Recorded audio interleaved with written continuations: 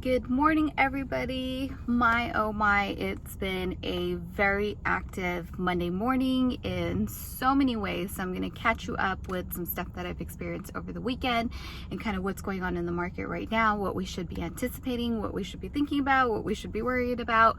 So a lot going on. So first off, I'll start with the weekend. This past weekend, I've experienced a few cancellations. I'll even post a screenshot of one of the cancellation messages that I got at the end of this video due to the coronavirus, which is just such a bummer. A lot of the cancellations, actually it's really been a full sort of spectrum of cancellations. Partial have been from people who are flying into town for business. All business travel is being canceled. Any meetings or events that might have been taking place in the area are being canceled temporarily until we have a better understanding of what's going on. So I'm receiving some cancellations from that. And then not only that, but I've been surprisingly getting some just local cancellations as well.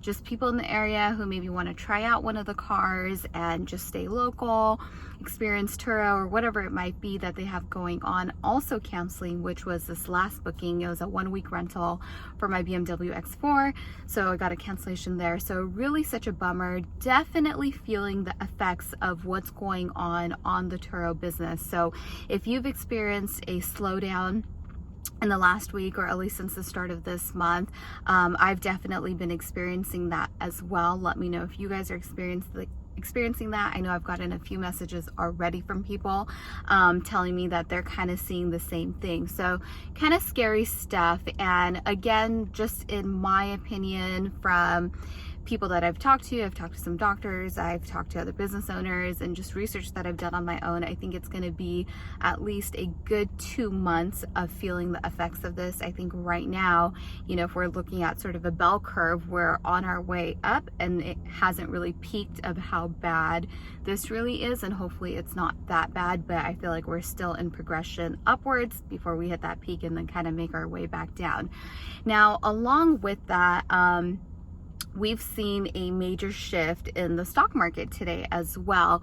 The US has had one of the longest bull markets in the history of the market. I believe we've been in a bull market since 2009, and it seems like ever since this coronavirus news has hit, we've started seeing a shift in the stock market. And like I've mentioned before, I truly do believe that all these markets sort of affect each other. And today, this morning, or I think it was last night, the market was actually brought to a halt because they just saw such a plunge. And some are saying it's due to oil, just all kinds of, you can read about it online with what's going on and what people are speculating. But we are long overdue for a correction. We're overdue to get ourselves into a bear market. But of course, even if we go into a bear market, that bears a lot of opportunity, but also affects different businesses in different markets, and I think it will have an effect on us as well. And I believe that we've already been feeling that effect. So kind of really important to watch these things and keep your ears to the ground as to what's happening, not just in our Turo market or the rental market, but sort of overall that affects us as a whole, especially here in the United States. So a lot going on there, and a lot that I'm watching right now. Now, with that said, we can see other effects taking place as well. For example, I think it was next week, Turo was scheduled to have their annual summit, which I was invited to here in LA, but that's been canceled as well. They are going to live broadcast that. So as always, as I did last year, I will bring you guys the updates and, just any new and exciting information that I come across. But that is, again, the actual event is canceled. So they're just going to be live streaming it from their San Francisco headquarters, which is a bummer. And then aside from that, right now in our area, one of the big pieces of news that I'm kind of watching is what's going to happen with the Coachella Festival. As of right now, a decision hasn't been made, but that is sort of a peak time for business for us because we get a lot of people flying in and then driving out to Coachella Valley. So rentals are usually really great. You have higher prices during that time, and you get a lot of big consistent rentals during that time period for the Coachella weekends. In my opinion, I'm betting on the fact that Coachella will be canceled. And again, just my opinion and my speculation, no decisions have been made. But if you just take the Coachella Festival on its own and think about what an effect that has on so many different businesses. People canceling airfare, people canceling traveling, people canceling rental cars, all the rental properties that are out in Palm Springs, Indio, Coachella Valley. I mean, all those people losing all the rentals, and this is like their money-making season right now, is festival season. We have Coachella, we have Stagecoach, all these things that go on in that valley. It would be horrible for so many people, and it would affect a lot of people. So kind of watching out for all these little things. And on the bright side, there are a few things that I think will help sort of boost some rentals and boost our market, although I don't know if it'll be enough to balance things out really. So some of those things would be, right now airfare is really cheap because people don't want to fly, and there are people out there taking advantage of that, so that might simulate some traveling. It's tax season, people are getting their refund checks, and usually when those refund checks come out, we see a little bit of a spike in business as well. So hopefully that provides a little bit of balance. With everything that took place with the stock market today, it is driving oil prices down for consumers, so it sort of also lowers the cost of maybe renting a car.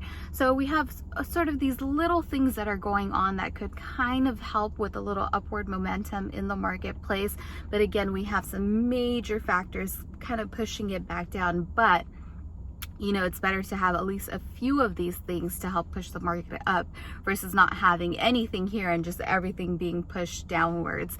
So these are a few of the things that are going on that hopefully will help stimulate it.